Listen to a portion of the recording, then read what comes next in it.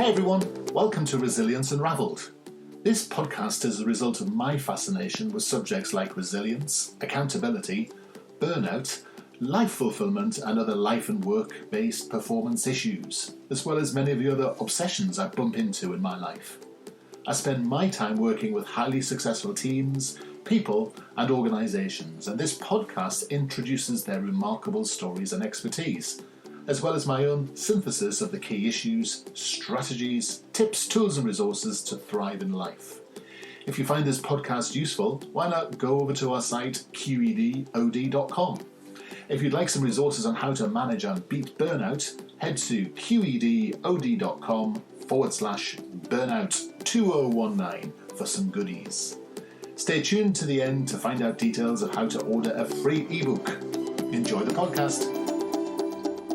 So today I'm continuing with my conversation with Mary Shores, and last time we talked about Mary's career and the fact that she has worked in debt collection, and she developed quite an interesting series of ideas about thinking about financial services and debt and fear and chemicals and all sorts of interesting things.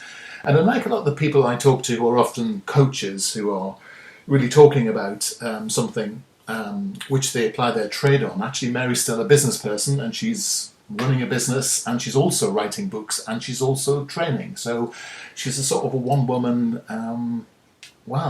dynamo, I suppose is the best word to use. And I've downloaded this book and I've had a quick look at it, and I really do believe that this book has something special about it, and I thought we'd like to unpick it a little bit today. So hi again, Mary. Hi again, Russell. Hey. So I know where you are this time, so don't need to do the weather report and where you are in the world. So that's great. So you've written a book. Well done. So you've done what a lot of people would like to do but never get round to, which is actually do it. But then you've done something else, which is you've created something that's actually good, and that's quite rare in itself. So talk to me first of all about the idea for the book. Where did you start? Where did it start in the zeitgeist for you, thinking this should be a book? It was such a wild story. I'll actually tell you the story of what happened if you're interested, because it was quite wild. So I had been going on about the collections business, and I had been doing communications training, and I really wanted to write a book about it. And I got an opportunity to submit a proposal for Hay House Publishing, and I love Hay House. In fact, I often consider myself Louise Hay protege, because I just feel like she has been a life-changing force on our planet and in her lifetime. And I adore her, and I adore her authors, and I wanted to be one of them. And as a matter of fact, when I very first discovered Louise Hay, I was actually in my bathtub. I was taking a bubble bath, and I'm quite addicted to YouTube. So often I watch YouTube videos in the bathtub. Now, don't judge, because I know lots of people do this.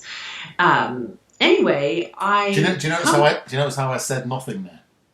On the basis that anything I would have said would have been wrong. So let's go back to the bubble bath. Carry on. Back to the bathtub. So YouTube is very intuitive, suggesting videos that you might like. And here come up the video, You Can Heal Your Life by Louise Hay. And within the first few moments of that video, I just had a rainforest of tears. You said it was thrashing rain. It was thrashing tears. I was literally crying from every orifice of my body. I don't know even to this day what came over me, but it was this powerful feeling. And I stayed in that bathtub till the water went ice cold, watched that entire 90-minute documentary. When it was over, I jumped out with such enthusiasm and force, and I just started screaming, Louise Hay is going to publish my book. Now, back in that time, this was probably like 2008 or 9, I didn't even know what I was going to write a book about. I just knew that I was going to. And eventually I became to realize that Hay House was not going to be keen on publishing a book from a debt collector about communications. So I knew that there had been a broader perspective to my work, and I had known it for a very long time, because people that were attending my workshops were coming to me and saying, this has not just changed my business, this has changed my life.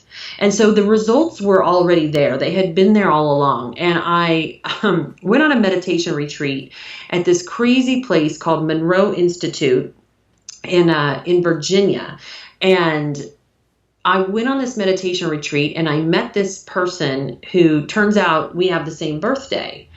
And we got along like hotcakes. And he said, "Oh, I want you to come and speak at this event I'm doing called Willpower Weekend." My friend's name is Will Harris.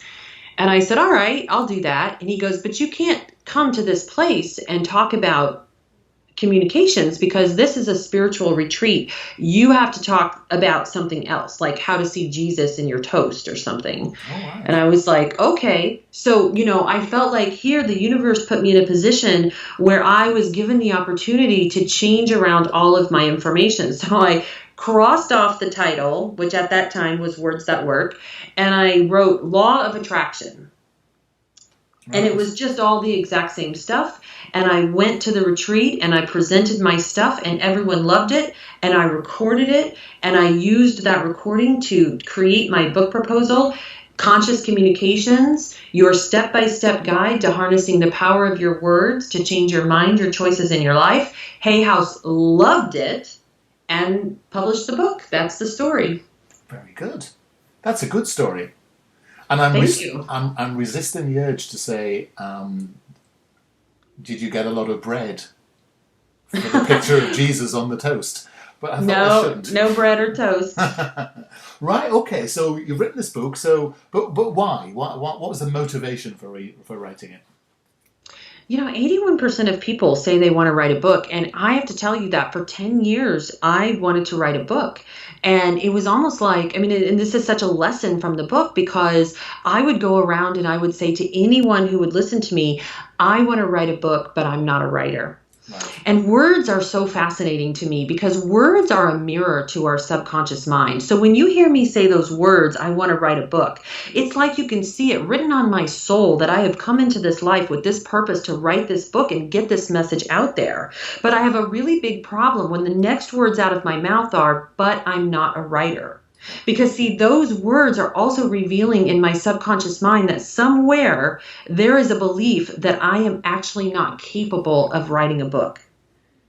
And so it doesn't matter if it's about writing a book, starting a business, losing weight, meeting the person of your dreams, moving across the country, getting a different job. We are literally controlled by the way that we think, by the way we feel, by the way we believe, and by the way we speak. Yeah. So you're saying that words are the manifestation of the belief, or do you think that words actually set and reinforce the belief? I believe it's both. I believe that it's a feedback wheel, that what happened with me was, and this could happen with anyone, is if in order to go anywhere from that 10-year repeating skip of I want to write a book, but I'm not a writer, I needed to just take one step in a new direction. And I did that by signing up in 2014 for my very first writer's workshop. And when I went to that writer's workshop, I did not know what I was doing there. I could not have felt more out of place. And by the end of that week, I ended up writing a short story. It was about my daughter who passed away in 1992. It was about my son who's on the autism spectrum. And I paralleled his life and development with my growing business.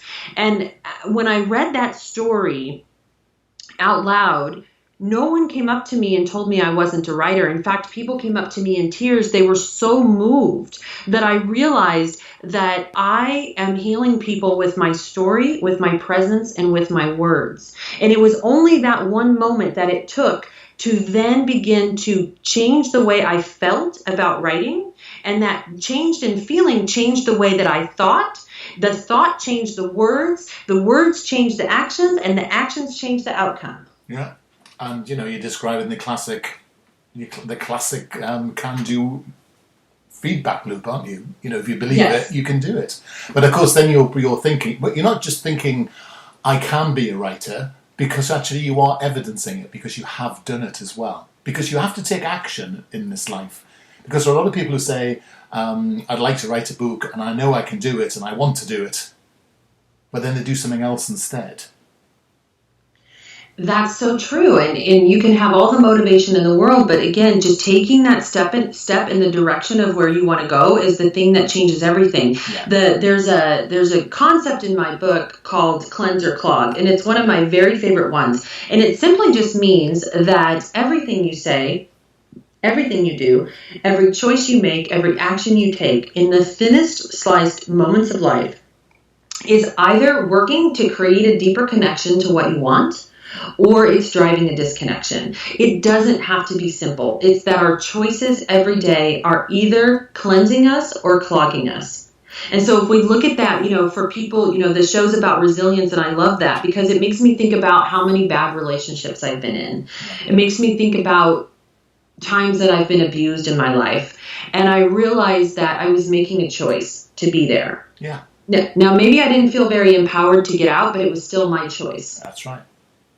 And you can only make choices given the skills, tools, and capabilities you have at that time, and that's part of accountability, is knowing that sometimes you can't be more than that at the time, but actually then it's about learning from it, isn't it? And then that's how you bounce back.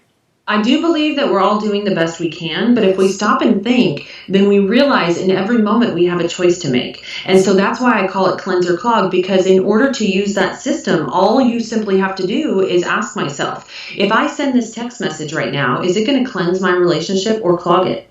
If I eat this Snickers bar, is it going to cleanse my nutrition or clog it? And sometimes it's okay to clog. That's right. Because it's your choice, isn't it? And that's the point, isn't it? It's about, I was on a podcast as a guest myself recently, and they said to me, what's the one thing that you want to leave our listeners thinking? And I said, it's all about choice. It's everything you do is your choice. And I believe that so passionately. And I like that. And I like the way you link this into cleanse and clog. But can you give me an example of how someone could, what they could do with their thoughts to unclog or to cleanse? That's probably a more positive way of putting it. Well, if you have clarity, if you have clarity about what you want, so say what you want is to lose 20 pounds. Okay. And I also believe in this 80-20 rule. So I want to preface this by saying it's not about perfection. But if I'm wanting to straighten up my fitness, then I need to pay attention to my nutrition. I need to know, like, everything I'm putting in my body, does it cleanse me or does it clog me? If my goal is to be in a relationship, I need to look at my choices in life and say, does this cleanse me? Does this action, does this choice get me closer to being in a relationship or further away? If I'm in a job that I don't like, then same thing, like every single day. What is one cleansing action I can take every single day that gets me closer to where I want to be? And just making one small step. I'm not suggesting that we have to go by leaps and bounds, but what happens is if you begin to exercise that part of your subconscious brain that took that one step, maybe that one step was even a little bit out of your comfort zone, but the next day you take a step again and you take a step again, what's happening is now we're beginning to rewire our subconscious connections. So we all have a set of neural connections and synapses and all kinds of stuff that's magical going on inside of our subconscious brain. There's as many neural connections as in the subconscious as there are in the galaxy. It's just quite fascinating. Yeah. And the way that we can make a change is because it is that feedback loop. So when we take that one step in a new direction, like I did with the workshop, with going to the writer's workshop, then I repivoted my brain. I rewired myself just a little bit. And then I kept going. I went to another writer's workshop. Within 7 months, I had a book deal with Hay House Publishing. But this works for everything. And one of the things that I love in the book, it's the last chapter, actually, it's all about creating an action plan. Yeah. So even if the step that you need to do is just write out the end result you're looking for, and then I'll say, come up with 6 bullet points of ask yourself, what needs to be true in order to create this end result? So you write down 6 bullet points, and then for each one of those 6 bullet points, you write down 3 action items. And at the end of the day, after the end of this particular journaling exercise, what you will have is a 1-page action plan. Now, I have had a lot of successes in my life as far as my entrepreneurial journey, and I have never once, in 21 years as a CEO, never one time have I sat down and wrote a business plan. That's interesting. Tell me more. So instead, I have written these one-page action plans. Excellent. I have taken, this department or this idea or this thing that I wanted to accomplish, and I wrote an action plan. And I believe there's some research that I did in the book, because there's an old study that was about people who set goals versus people who don't set goals. Yes. And how the goal setters really won out over this. And so, but it wasn't just that they set a goal, it was that they set a goal and they created a plan of how to get there. Right. And so even if your one step today is just to say to yourself, what is that one thing that I want? What is the one thing? And then you write the one thing at the top of the piece of paper, and then later on you can say, what are 6 things that need to be true to get that result? Interesting. And you hear these, it's interesting, when you talk to people who are successful, they all really say the same thing. And, they all are sort of saying that thing about short-term actions, managing what's in front of you, live each day, be in the moment, all that sort of stuff, but actually know what it is you want. And I think actually when you talk to people who are the other side of that, they're very, very clear on knowing what they don't want. And so it's very hard to move away from that, because you're just moving in a random direction. But where what you're doing is you're taking actions to links to specific things that you actually want. How does that work, though, for people who have low self-esteem and think to themselves, well, I have no right to want things? It's interesting, because that's me. I mean, anyone who's feeling that way, you're not alone. And I think that sometimes when you look at someone who's successful, you only see that part of success. You don't see the inner turmoil and the suffering that person is going through. And there's many times, even still to this day, that I can get drowning in that overwhelming, overburdened place of just like deep, dark depression. Where things just look so bleak. And I actually wrote a process, it's in the book, it's called 5 Steps to Break Through Your Breakdown. And much like writing an action plan, there's a neurological process that's happening when we're in a place, I just call it the deep dark hole. So the first thing is, when you're in the deep dark hole, you can't see anything because it's dark, the lights are out. So you need a flashlight. And the best way to get a flashlight is to write a list of everything that is bothering you. Like, let's not just pretend that we're supposed to choose to be happy all the time, because that is not healthy, because we need ways to process our lives when the proverbial shit hits the fan. Yes. But we can choose to enjoy the process of getting ourselves out the deep hole, though, can't we?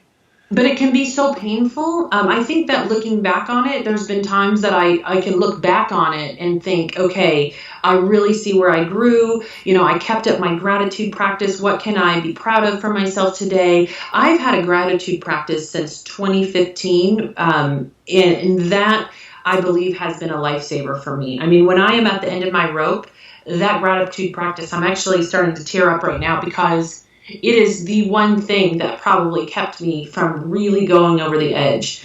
And so when you write this list of everything that's bothering you, what happens in the brain is the brain will automatically begin to create serotonin and dopamine. Yeah. Because for whatever reason, our little human brains love to make lists. And so even if it's a bad list, your brain will be rewarded with a little bit of dopamine and serotonin, which will actually in turn make you feel a little bit better.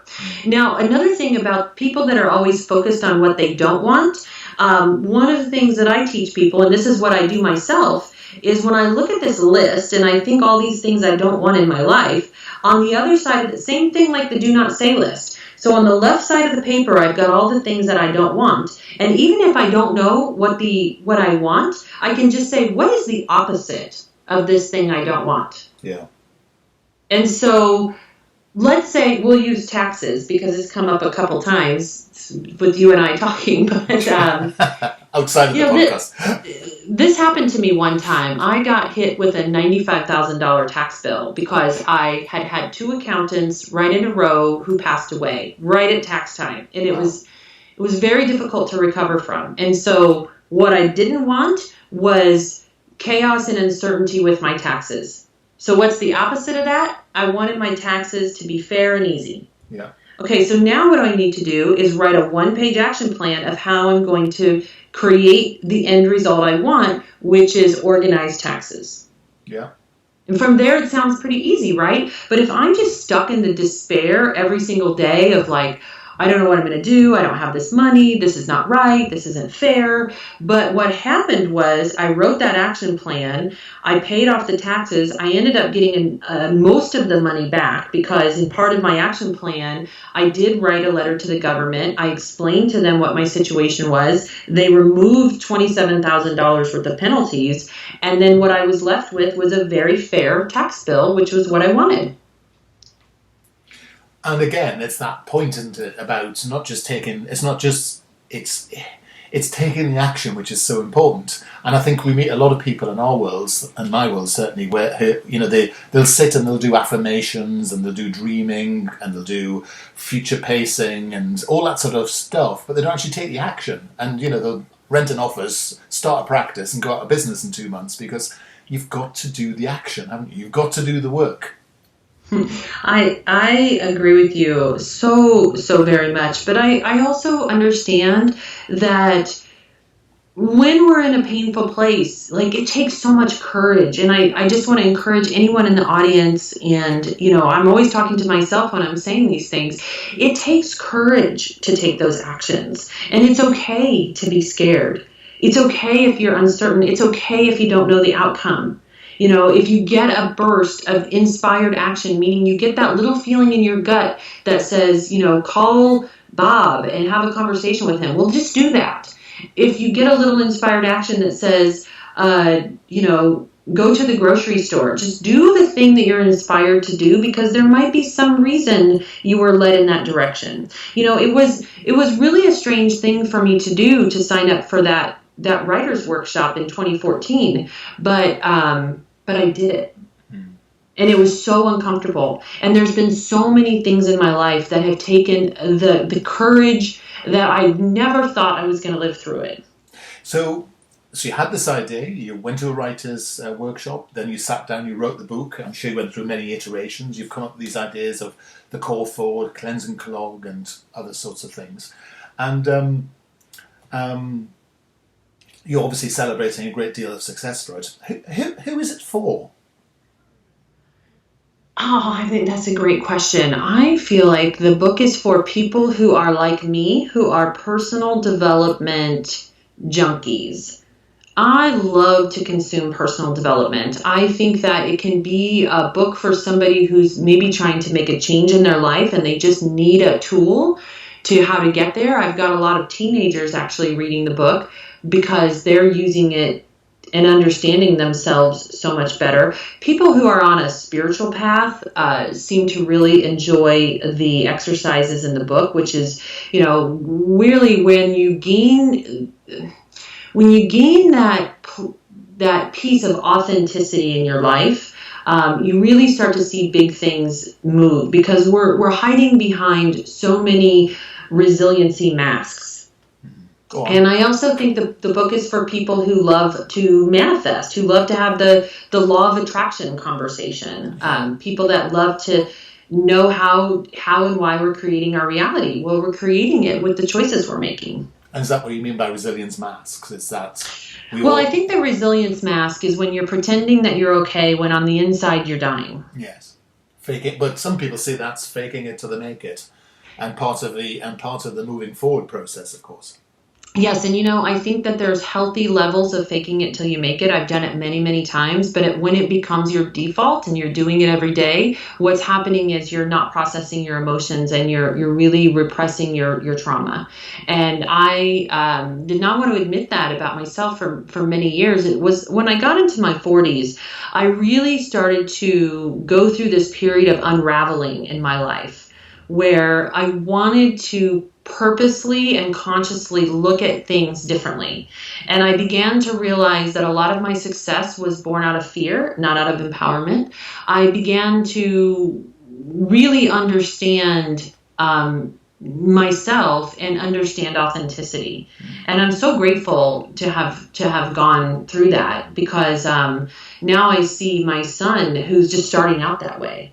He's like, Mom, the most important thing to me is authenticity. Yeah. Interesting.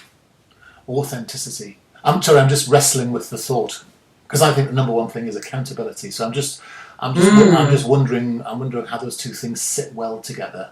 And I suppose I feel like if you're authentic, then you should also when you are authentic, then I would hope that it works along. It's very congruent with accountability, because if you're not taking accountability, how are you authentic? Yes, authenticity is almost the outcome from the process of accountability. That makes sense to me. Yeah. Sure. So it has to be asked, what's the next book going to be about? Well, I'm currently working on a business communications book, The Communication Code. And after that, I really have this concept. I want to write a book called Undriven. And the book Undriven, I'm still living it, so I don't know the outcome of it yet, but I've got some ideas. It's really going to be about unraveling all of the pieces in my life and going from, it's like my search for the undriven. I like the idea. Thank you. Mary, it's been an absolute joy. If people want to get hold of you or want to get hold of this book, how should they do that? Well, my website is maryshores.com. That's MaryShores. And if you have resonated with my story at all, I just ask you, wherever your bookseller is, whether it's Amazon or Book Depository, that should be available online. And if you read the description, a handful of reviews, I believe you'll know right away whether this book is going to be a part of your life or not. And of course, I invite you to join me on any social media. So Mary Shores on Instagram, Twitter. My personal favorite is LinkedIn. So if you send me a request on LinkedIn, I'm sure to accept it. Brilliant. And of course, the word resonate is such a great auditory word there, so I like that. Thank you.